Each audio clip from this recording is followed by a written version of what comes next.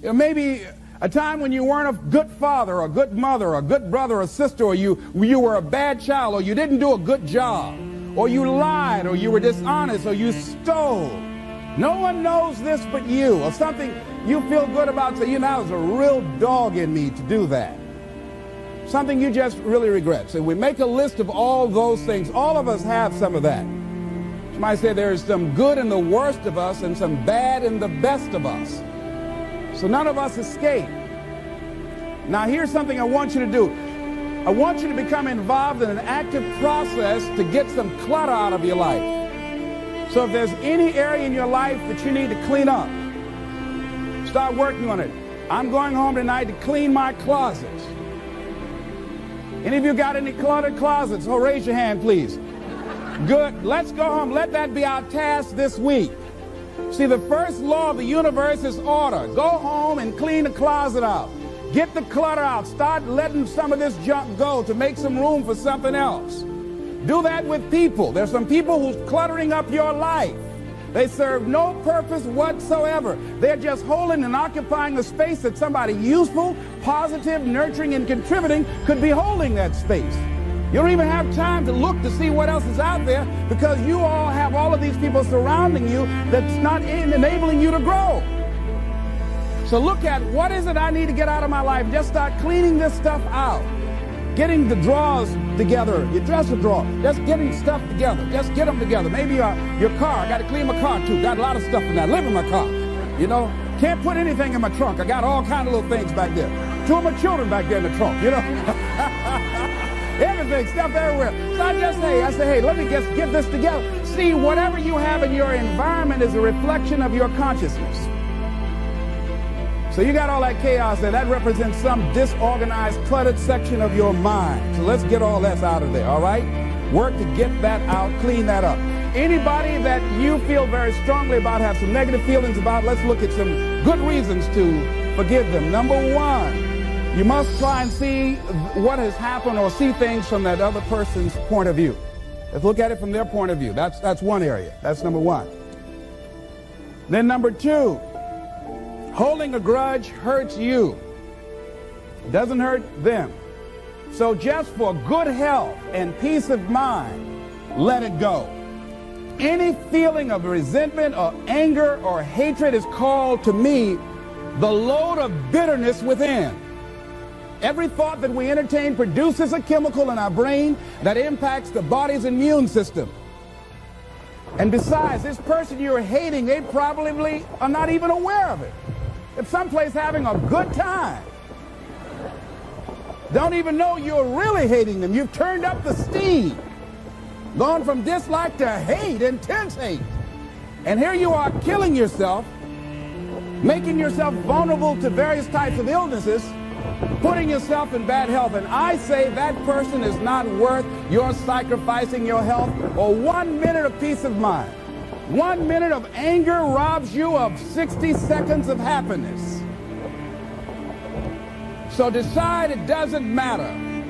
Let it go and experience the dignity and the magnanimous sense of character of being big enough to move on and get on with your life. Letting it go so you can grow. Next step. Lack of self-acceptance. How does it show up? How does it manifest itself? See, all of us have greatness within us. But when you don't come to grips with your greatness and you don't work to develop it, if you're not seeking it out, if you're not finding where it is, if you're not trying to locate it, if you're not experimenting with your life to try and find out what fits for you, I'm saying that you're positioning yourself to be a miserable person, an unfulfilled person. How else do we do it? Procrastination. We just put things off over and over and over again. Why? Because we haven't accepted it. We don't feel deserving. We don't feel that we're good enough. So we sabotage ourselves by not ever taking care of business. We get real busy doing a lot of things where we don't have any time. Well, I'll never forget Og Mandino in the book called University of Success. He said many of us never ever discover our greatness because we become sidetracked by secondary activity. We start doing so many things, we just give our time away until we don't have any time for ourselves or any time to do the things that we want to do. And every time you put it off and move it back, oh, I'll do it one day. Oh, yeah, I'm going to get to it. I'm saying to you that one day you look around and there goes a year, there goes 2 years, there goes 3 years. So if there's something you want to do it now. Do it right now. Don't put it off. Start right now where you are. There'll never be a perfect, ideal time. Whatever you have going for you right now, that's enough. Work on that idea. Work on it, work on it, work on it. Another way in which it shows up, and that is that because of the relationships we form, people we have around us. Thinking about two guys. Larry Littles, he went to Bethune-Cookman College. He was a football player at Booker T. Washington High School, where I graduated from. Larry ended up playing for the Miami Dolphins, became an all-star offensive guard. Great guy. Larry really wasn't the most talented guy in that position at Booker T. Washington High School. There was a guy named Willie Covington that was far more talented. He was stronger physically. He was faster. But Willie Covington never, ever made it out of high school. Why, Les? He started running with the wrong crowd. Big Cub is what we called him. Started running with the wrong crowd, and those people led him to the penitentiary. And ultimately to a premature death. Got the word a few months ago he was shot and killed in Liberty City on 62nd Street, where I was born on the floor, my twin brother. Willie Covington had great talent, great potential, running with the wrong crowd. Watch out with the relationships you have. What kind of person are you becoming because of the relationships that you have right now? Do those people contribute to you? Do they help you grow and develop yourself? What kind of person are you becoming? People who have not accepted greatness for themselves, these people don't study, ladies and gentlemen. These people don't study. They don't have time for personal growth and development. They don't have time to work on their minds. No, they don't have time for that. Too busy for that. People can affect us. Our peers can affect us. Our environment can affect us. Just working consciously to overcome the poverty consciousness that I was raised in. The feeling constantly of saying, Les Brown, you deserve this. There's no need for you to be afraid. It's not too good to be true. It's true because you've earned it. The old-fashioned way, you have worked for it. But every once in a while, it comes up when I least expect it. My heart starts beating fast. And I start questioning myself and doubting myself. And I have to catch myself. You've got to be consciously conscious. So let's look at how we can begin to evaluate our self-esteem, our self-approval. Number one, to determine the height of your self-approval, it's important that you evaluate yourself, because you know you quite well, but it's almost impossible to do it totally by yourself. You must get some caring feedback. Find somebody close enough to you that has observed you or been around you, that you value their opinion, and ask them, how do they see you? How do they rate you in terms of your self-esteem? And then compare what you have with what they say. See, there are things many times that people can see in us that we can't see because it's a blind spot. If I were to be talking to you and my breath is offensive and you don't tell me, and then I go around, not only do you know, everybody else around here knows. And then when I'm walking toward people, they say, oh, Les, I'll be right back, you know. And I don't know why people say, well, Les, we thought we want you to come to the party, but you can't come. Now, all you had to do is just tell me, say, Les, you need to gargle with some ammonia or something, you know? Have you ever smelled someone's breath and didn't tell them, raise your hand if you don't know? So we all have those blind spots. We have those areas of our lives that we need to get some caring feedback. We need some coaching. We need someone to let us know that. And now, why don't people just volunteer that? One, they don't want to hurt your feelings. One, they don't want to embarrass you. But see, there are some people you know they don't want to hear it.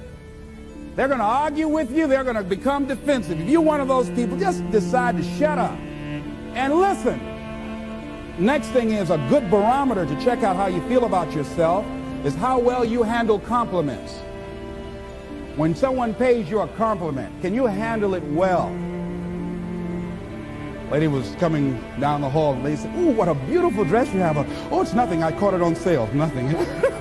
No, I didn't ask you, did you get that on sale? I just said, it's a beautiful dress. Can you handle compliments well?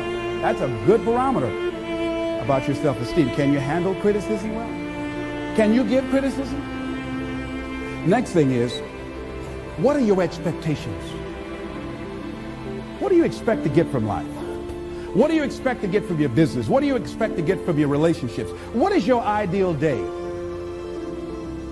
What is it that you expect from this experience, this trip, this journey that you're involved in? People that have a strong sense of self-approval, they have high expectations for themselves and from life and from others. See, a lot of people don't expect much from life.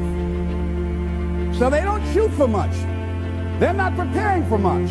A lot of people are just showing up in life. A lot of people just get up in the morning and they go through the day, they go to the job just to pull a check down, watching the clock coming in. So you want to be a different kind of person as you forward your life. You want to get something out of this. If you're going to do it, it's worth your time, your energy. You've got some expectations from this. I do not let people waste my time.